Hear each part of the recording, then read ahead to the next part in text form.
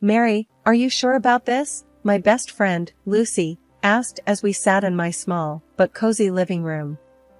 The walls were lined with bookshelves, a testament to my love for fantasy and writing. I sighed, pushing a lock of hair behind my ear. About marrying Alex? Yeah, I am. But his family? That's a whole different story. Lucy raised an eyebrow, her skepticism clear. Especially his mom, huh? I nodded. Mrs. Thompson, Alex's mother, she's something else.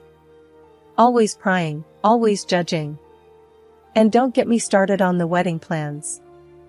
The doorbell rang, and in came Mrs. Thompson, as if on cue, with her usual air of self-importance. Mary, dear, we need to talk about the wedding dress, she said, barely a hello. I braced myself. What about it, Mrs. Thompson? She waved a dismissive hand. The one you chose, it's just not suitable. I found the perfect one yesterday. It's only a bit over your budget. A bit?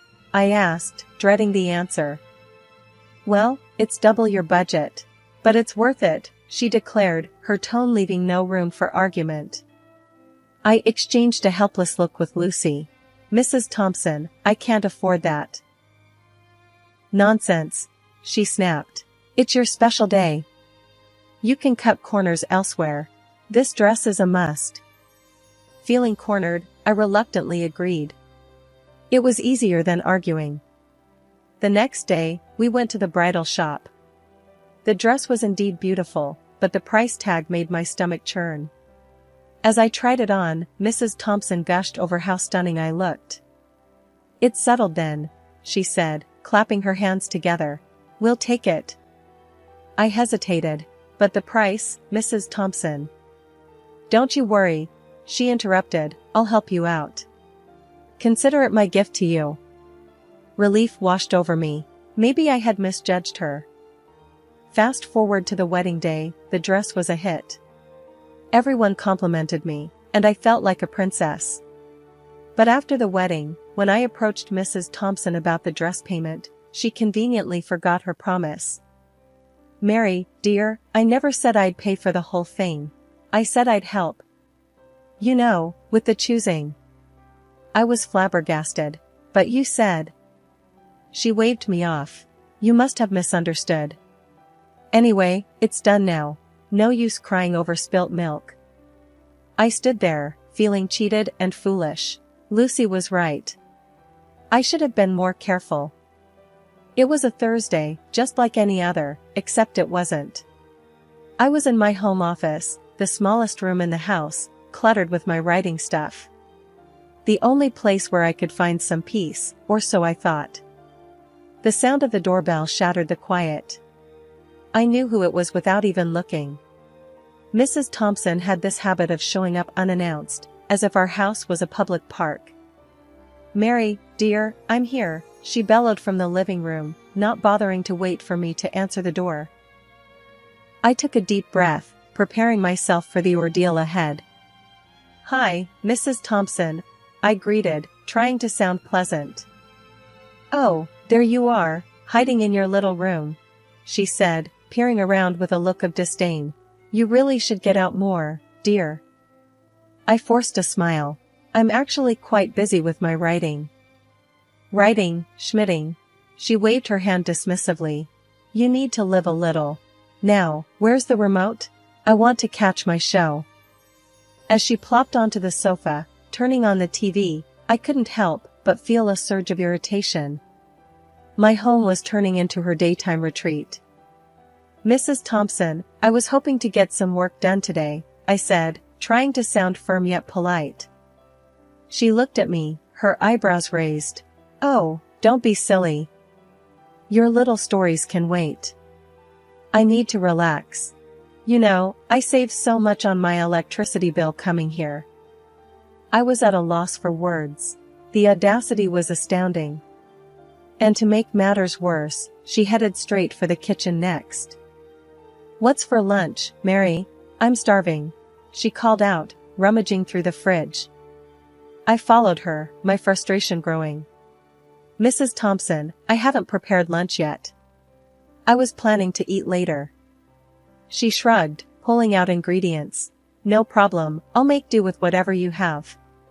You should really stock up better, though. There I was, watching her take over my kitchen, using my groceries. The sense of intrusion was overwhelming. Alex walked in just then, home for lunch. Mom, what are you doing here? He asked, surprise evident in his voice.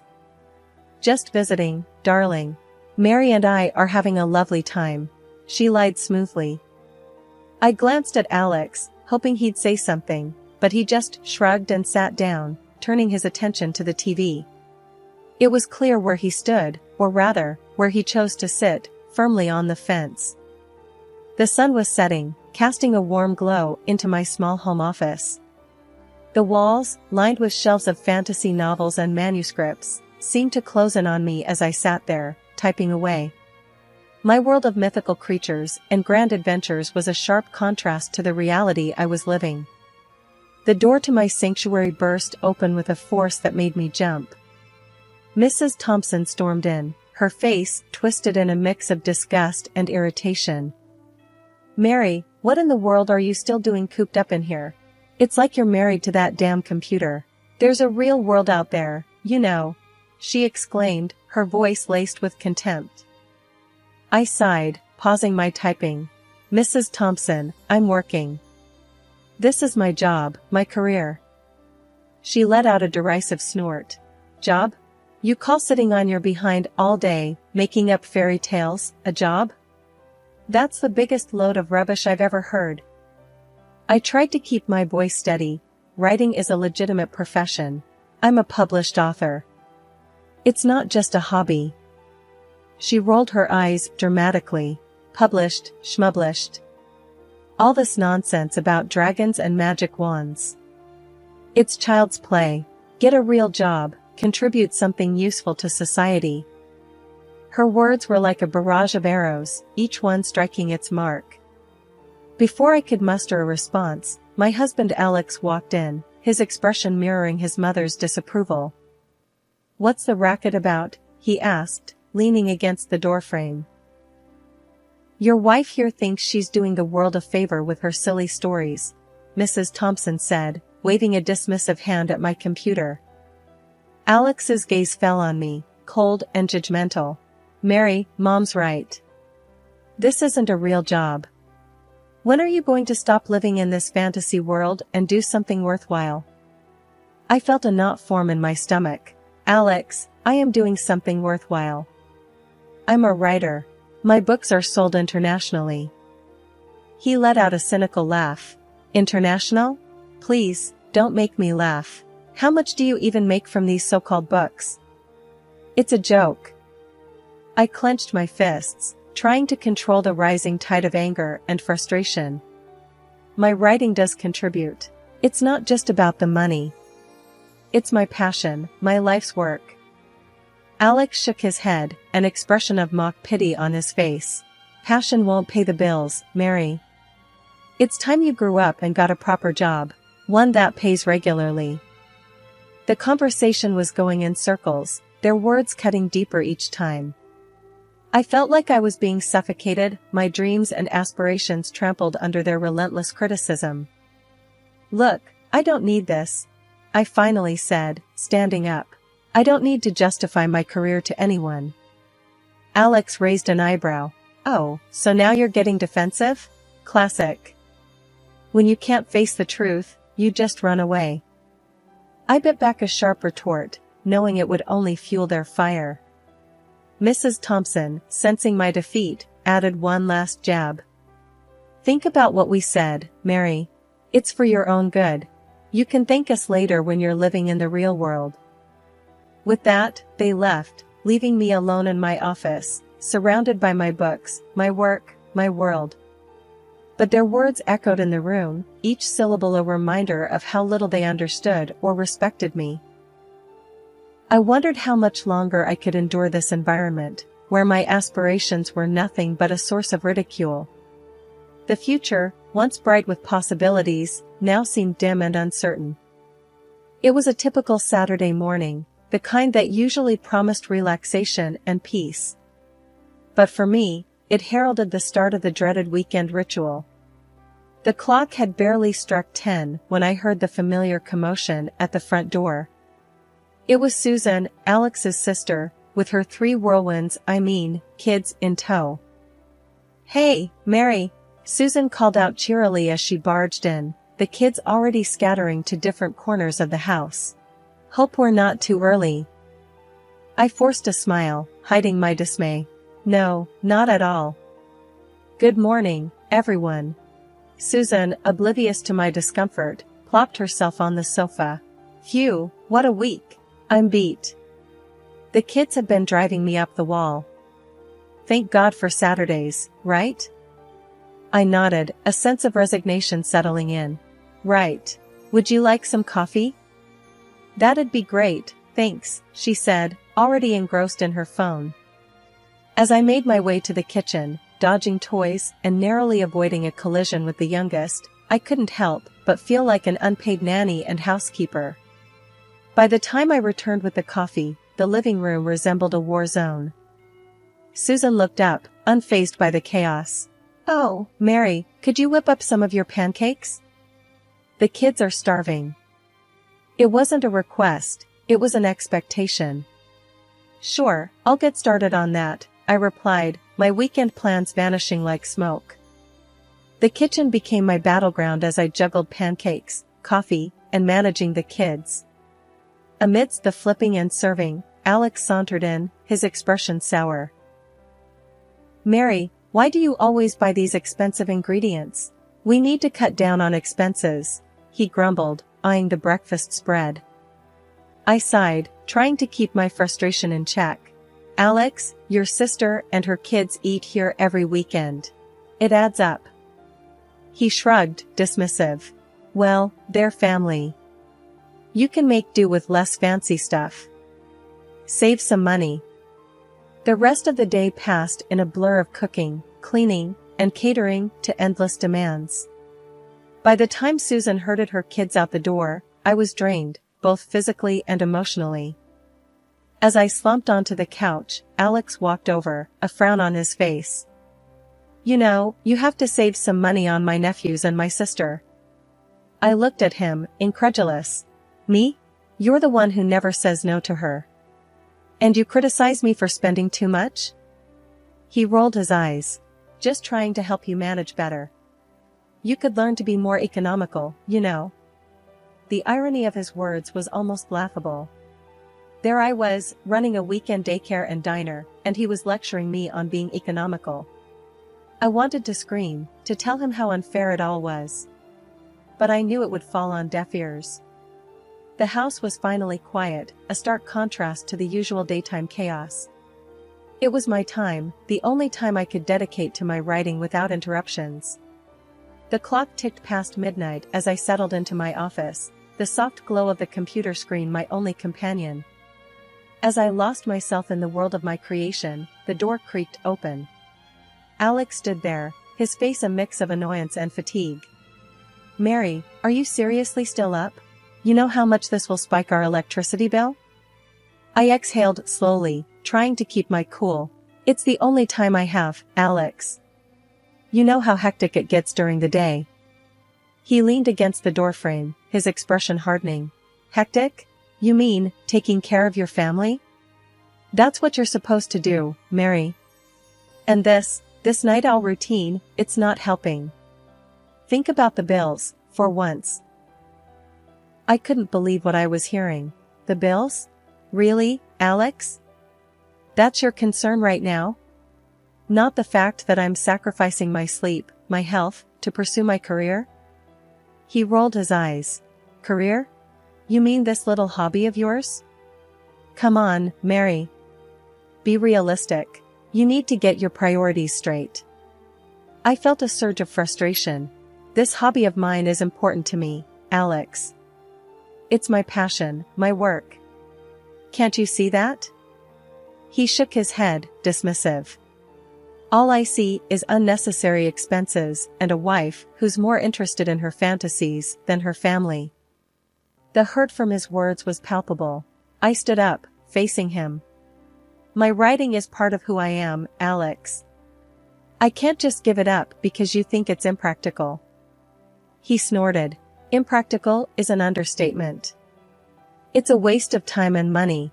You could be doing something more productive, you know. I felt a lump in my throat, the word stinging like a physical blow. I am being productive, in my own way. Why can't you understand that?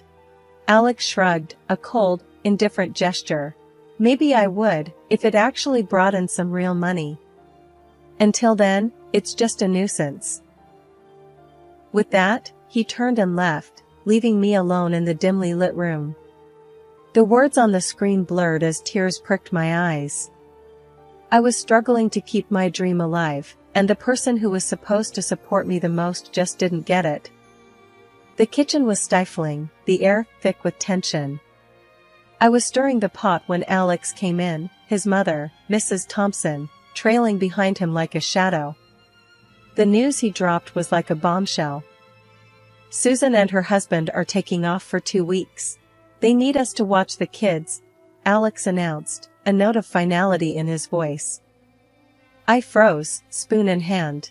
2 weeks? That's a huge ask, Alex. Mrs. Thompson chimed in immediately, her tone sharp. It's family, Mary. You can't say no to family.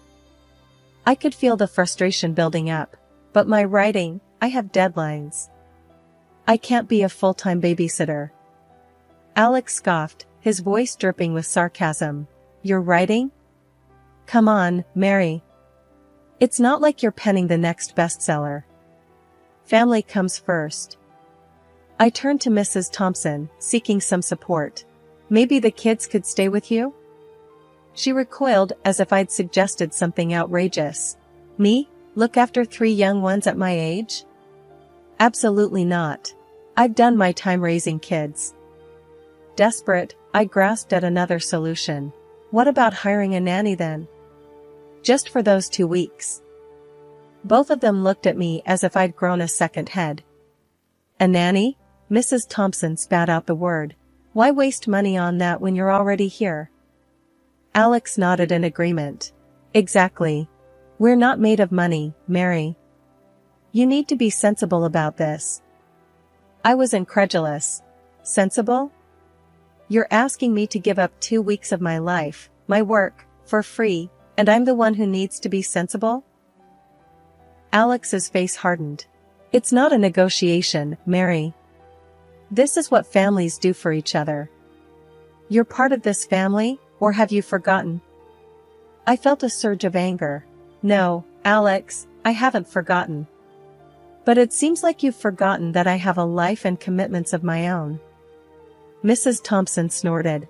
Commitments? To those fanciful scribblings of yours? Don't be so dramatic. It's just 2 weeks of babysitting. Feeling cornered, I raised my voice. It's not just babysitting. It's my time, my career. Why can't either of you understand that?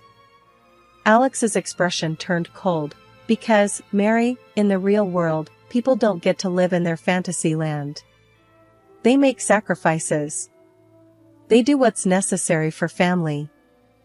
I was shaking with frustration. And what about what's necessary for me? Don't my dreams and aspirations matter to you at all? He leaned in, his voice a low threat. If you don't do this, Mary, it's over. I'll file for divorce. Is that what you want? I recoiled, his words hitting me like a physical blow. The threat of divorce hung in the air, a brutal ultimatum. The day the kids were supposed to arrive felt like the calm before the storm. I watched from the window as Susan's car pulled up. Out tumbled her 3 little ones, each more energetic than the last. Mrs. Thompson, playing the doting grandmother, welcomed them with open arms. The scene was almost comical, a perfect setup for what I had planned. Mary, darling, could you help with the kids? Mrs. Thompson called out, her voice saccharine sweet. I plastered a smile on my face, hiding my brewing plan. Of course, I'll be right there. As I walked into the living room, the chaos was already unfolding. The kids were running around, and Mrs. Thompson looked like she was barely holding it together. "Finally, Mary. I thought you'd never come," she snapped, her kind facade slipping. Alex walked in, his expression a mix of annoyance and relief. "Mary, make sure they don't wreck the place. I'm going to be in my office." I nodded, my heart racing with anticipation. "Actually, I need to go out for a bit. I'll be back soon." Alex's face twisted into a scowl. "Go out? Now? Are you kidding me, Mary? You can't leave us with all this." I shrugged, feigning nonchalance. "It's just for a bit, Alex. I need to buy some groceries. You'll manage, won't you?" Mrs. Thompson glared at me. "You're being completely irresponsible, Mary. This is not the time for your little shopping trips." Ignoring her, I grabbed my purse. "I won't be long. Keep an eye on the kids." I couldn't help but let out a laugh as I closed the door behind me. The look on their faces was priceless. I didn't go shopping. Instead, I headed straight to the apartment I had rented days before. I had moved all my belongings there when no one was home. It was my escape, my fresh start.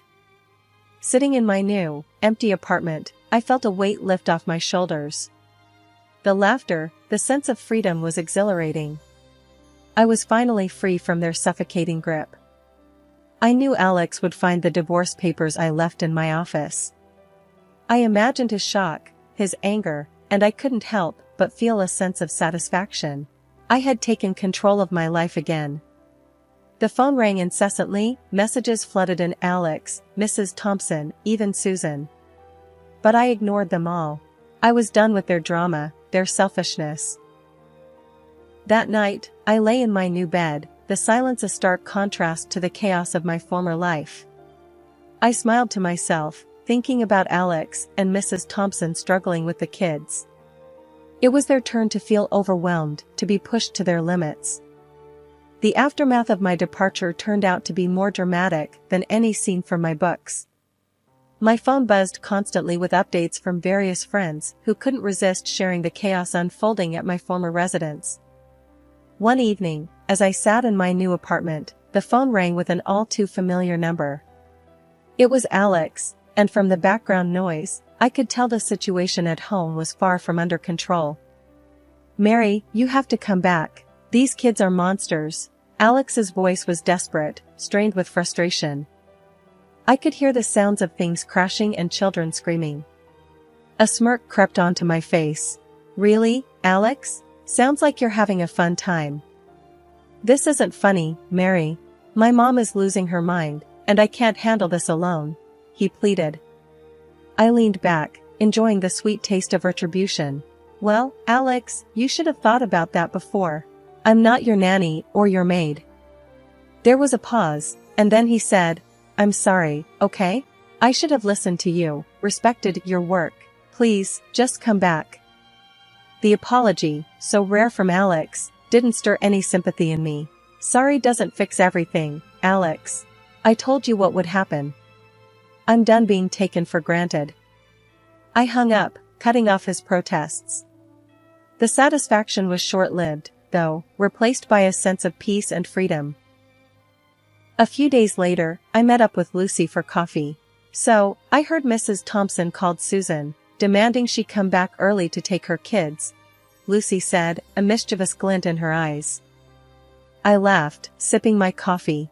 "Yeah, Susan refused. Said she needed the break. Can you imagine the showdown at that house?" Lucy chuckled. "And your book? It's a hit, Mary. Everyone's talking about it." I smiled, feeling a sense of achievement wash over me. "I put everything into it. It's my best work yet." Lucy leaned in, lowering her voice. "The main villain, she's a lot like your mother-in-law, isn't she?" I raised an eyebrow, a playful smirk on my lips. "Is she? I hadn't noticed." As I walked back to my apartment, I thought about the journey I had been on. Leaving Alex and his controlling family was the best decision I had ever made. I was finally living for myself, my dreams. My latest book was just the start. The villain, reminiscent of Mrs. Thompson, was a hit with the readers. My friend saw the resemblance immediately, but for me, it was more than that. It was a cathartic release, a way to close a painful chapter of my life.